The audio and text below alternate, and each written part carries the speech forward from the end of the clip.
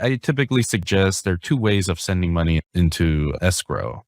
You can have the donor write a check and deposit in the borrower's account, but you would need a lot of documentation showing how the money is deposited. We'll ask for a cancel check or check image and the transaction history. Sometimes it takes 3-4 days for it to clear. So it depends on where you are in the contract. You might not have that luxury. The cleanest way I always tell people is to have the donor and wire it directly into the escrow's account.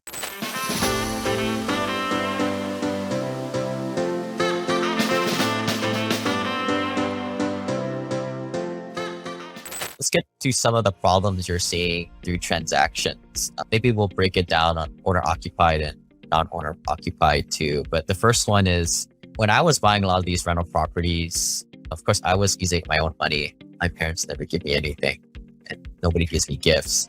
But some people, when they're buying their primary residence, shoot, what kind of 20-something-year-old kid can afford $200,000-$300,000 down payment? A lot of these guys are getting it from their parents. What's the best practices there to work that in? A lot of people, when they come to me, obviously there are some gifts involved. But for gift letters, for the most part, conventional loans are pretty easy. They make it really easy for us lenders and also the borrowers. I typically suggest there are two ways of sending money into escrow. You can have the donor write a check and deposit in the borrower's account, but you would need a lot of documentation showing how the money is deposited. We'll ask for a cancel check or check image and the transaction history. Sometimes it takes 3-4 days for it to clear. So it depends on where you are in the contract. You might not have that luxury. The cleanest way I always tell people is to have the donor and wire it directly into the escrow's account. So this way there is a receipt and there's no way the money is going wrong anywhere.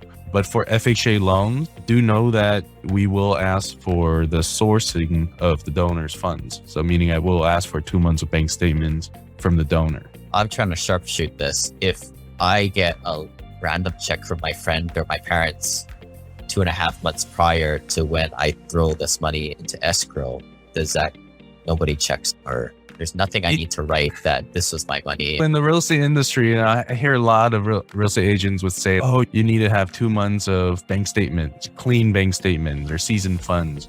Really, that's a myth, but it really depends on what the deposit is for. We call them large deposits. So large deposits definition is basically any deposit that's more than 50% of the total gross income used on the loan application.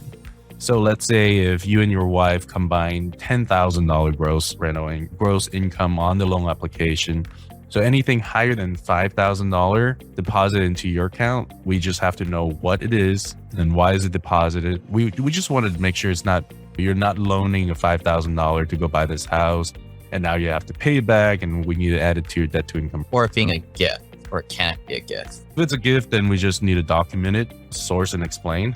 I just got it from my BlockFi, man. Or crypto deposited from Coinbase. We can use crypto as down payment. I've got this other, he wasn't annoying, but the bank was being really annoying. They're like, oh, we see you're in these private placements and we want to make sure, like, LPs don't co-sign on the debt. They're passive investors, but they're asking all these questions. Any thoughts on that other than finding a new lender?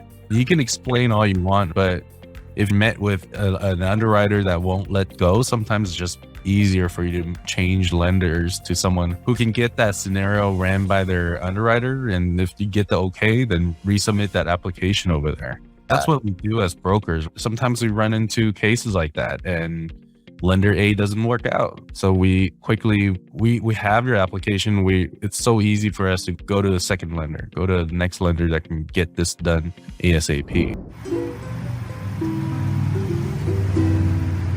This website offers very general information concerning real estate for investment purposes. Every investor's situation is unique. Always seek the services of licensed third-party appraisers and inspectors to verify the value and condition of any property you intend to purchase. Use the services of professional title and escrow companies and licensed tax, investment, and or legal advisor before relying on any information contained herein. Information is not guaranteed, as in every investment there is risk. The content found here is just my opinion, and things change, and I reserve the right to change my mind. Above all else, do your own analysis and think for yourself, because in the end, you are the only person who is going to look out for your best interests.